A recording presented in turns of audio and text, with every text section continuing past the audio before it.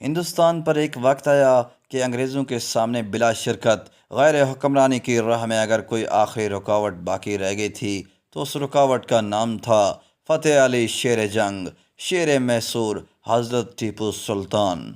بالآخر انگریزوں کی قسمت نے زور کیا۔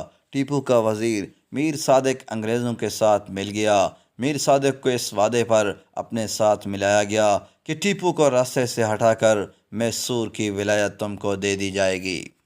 میر صادق نے انگریزوں کے ساتھ ہر ممکن اور ہر طرح کا تعاون کیا، اور جب انگریزوں اور ٹیپو سلطان کے درمیان فیصلہ کن معرکہ ہوا تو میر صادق نے ٹیپو سلطان کی کمر میں اس انداز سے غداری کا خنجر گھونپا کہ قلعے کی دیوار میں شگاف ڈلوا دیا تاکہ انگریز فوج قلعے میں داخل ہو جائے، اور ساتھ ہی قلعے کا دروازہ بھی اپنے چند ساتھیوں کے ساتھ مل کر کھلوا دیا۔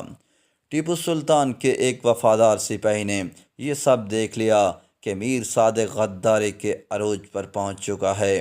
اس نے اپنی بندوق سے میر صادق کا نشانہ لیا اور گولی چلا دی۔ گولی میر صادق کو لگی، وہ وہیں گر کر تڑپنے لگا۔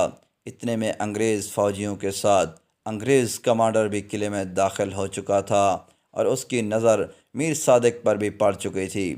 وہ فوراً ہی میر صادق کے پاس آیا۔ میر صادق نے کہا، مجھے ٹیپو سلطان کے سپاہی نے گولی ماری ہے، میں درد سے بے حال ہوں۔ آج تم یہاں اگر کھڑے ہو تو میری مرہون منت ہو، تم پر لازم ہے کہ میری تکلیف دور کرنے کا بندوبست کرو۔ انگریز کمانڈر نے میر صادق کی پوری بات سن کر کہا، میر صادق، تم نے جو کچھ کہا بالکل درست کہا، کیونکہ تم اگر ہماری مدد نہ کرتے تو ہم یہاں کبھی نہ کھڑے ہوتے۔ ہم تمہارے احسان مند ہیں، اور میں ابھی تمہاری تکلیف کو دور کر دیتا ہوں۔ اور اتنا کہہ کر انگریز کمانڈر نے اپنا پستول نکالا اور میر صادق کو گولی مار دی، اور اس کے قریب احتراماً کھڑے ہو کر اپنی ٹوپی اتار کر کہا، میر صادق، تمہارا علاج بس یہی تھا۔ تم ہمارے دوست تھے، لیکن اس کے ساتھ ہی ساتھ تم ایک غدار بھی تھے۔ جس ٹیپو نے تم کو عزت دی، اپنا وزیر بنایا، تم اس کے ہی وفادار نہ ہو سکے تو کل کو تم ہمارے کیا ہو سکو گے؟ قلعے کے اندر دو بدو لڑائی ہو رہی تھی۔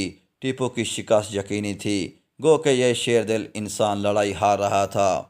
لیکن کچھ لوگ ایسے بھی ہوتے ہیں کہ جن کی غیرت و خودداری اور حق پرستی کی بنیاد پر ان کے دشمن بھی ان کا احترام کرتے ہیں، اور ٹیپو سلطان بھی ایک ایسا مرد مجاہد تھا۔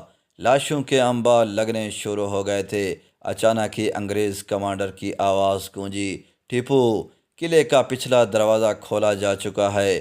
تم خود، اپنے بیوی، بچے اور اپنے اہل خانہ اور جتنا ساز و سامان اپنے ساتھ لے جانا چاہو لے کر پچھلے دروازے سے نکل سکتے ہو۔ تم کو ضمانت دی جاتی ہے کہ تم کو بخیر و عافیت جانے دیا جائے گا اور تمہارا تعقب نہیں کیا جائے گا۔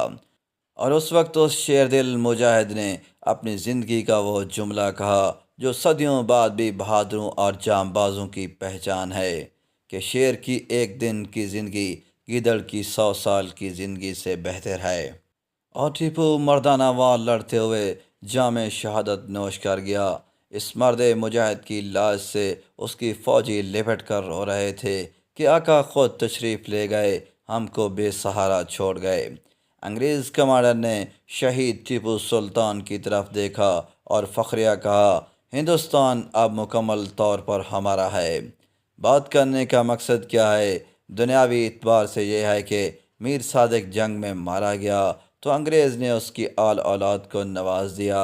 میر صادق کی اولاد کے وارے نیارے ہو گئے۔ ٹیپو سلطان جنگ ہار گیا، اس نے زندگی بھی گنوائی، سلطنت بھی۔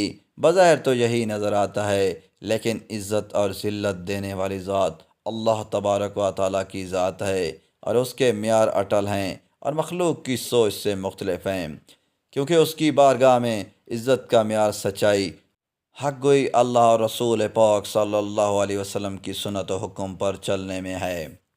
میر صادق کی نسلیں سنور گئیں، کس طرح کہ انگریز نے اس کی اولاد کا ماہانہ وظیفہ مقرر کر دیا، لیکن جب اس کی اولاد سرکاری ادارے میں اپنا وظیفہ لینے مقررہ تاریخ پر جاتی تو پہلے ان کو انتظار کروایا جاتا اور پھر کمرے میں بآواز بلند پکارتا، میر صادق غدار کے ورثا وظیفہ لینے حاضر ہوں۔ دوسری طرف بظاہر ہارا ہوا ٹیپو تھا، اس کی آخری رسومات بھی ادا نہ ہوئی تھیں کہ تاج برطانیہ کی طرف سے برطانوی نمائندے نے شاہی خاندان میں حاضر ہوئے اور تاج برطانیہ کا پیغام دیا کہ دشمنی اور لڑائی اپنی جگہ، لیکن تاج برطانیہ ٹیپو سلطان کی بہادری، وطن پرستی، اسلام سے محبت اور سچائی کا دل سے معترف ہے اور قدر کرتا ہے، اور درخواست کرتا ہے کہ ٹیپو سلطان کا جنازہ پورے شاہی اور فوجی ادب و آداب سے اٹھایا جائے۔ اور جب ٹیپو سلطان کا جنازہ باہر لایا گیا تو برطانیہ کی طرف سے اس کے جنازے کو توپوں کی سلامی پیش کی گئی۔ جن راستوں سے جنازہ گزرا، اس تمام راستے پر انگریز فوجیوں نے ٹیپو کے جنازے کو اپنی گردنیں اور بندوق کی نالیاں نیچے کر کے سلامی پیش کی۔ یہ تھا وہ شخص جو کہ بظاہر دنیا کی نگاہ میں ہارا ہوا، شکست خوردہ تھا۔ دوسری طرف میر صادق کا معاملہ کچھ یہ ہے کہ اس کی قبر انگریزوں نے بنائی تھی۔ یوٹیوب پر اس کی قبر دیکھی جا سکتی ہے۔ ویران بیابان جگہ، دور دور تک کوئی نہیں۔ قبر کے اوپر گنبد پر درجنوں چمگادڑوں کا بسیرا، شدید گھٹن اور غلاظت و بدبو کا راج ہے۔ بتانا یہ ہے کہ عزت اور ذلت کا معیار اللہ کی نظر میں کچھ اور ہیں۔ مخلوق کی نگاہ میں وہ بڑا اور معزز ہے جو کہ مالدار ہو، حیثیت و منصب والا ہو، لیکن اللہ کی نظر میں بڑا وہ ہے جو کہ تقوی والا ہو، جس کے دل و ذات میں اللہ اور اس کے رسول موجود ہوں، چاہے وہ بادشاہ ہو، چاہے وہ ادنا غلام ہو۔ لوگ کہتے ہیں عزت پیسے سے ہی ہے، تو حقیقت یہ ہے کہ دنیا داروں کی نگاہوں میں پیسے والا عزت دار ہے، لیکن در حقیقت اگر انسان کی عزت پیسے سے ہوتی تو ہمارے سیاستدان اور حکمران جن کے پاس پیسے کی کوئی کمی نہیں، ان کا مذاق اڑانے میں کوئی بھی شخص آزاد نہ ہوتا۔ دوستو، اس طرح کی مزید ویڈیوز کے لیے چینل کو سبسکرائب کریں تاکہ آنے والی تمام ویڈیوز آپ تک جلد سے جلد پہنچیں۔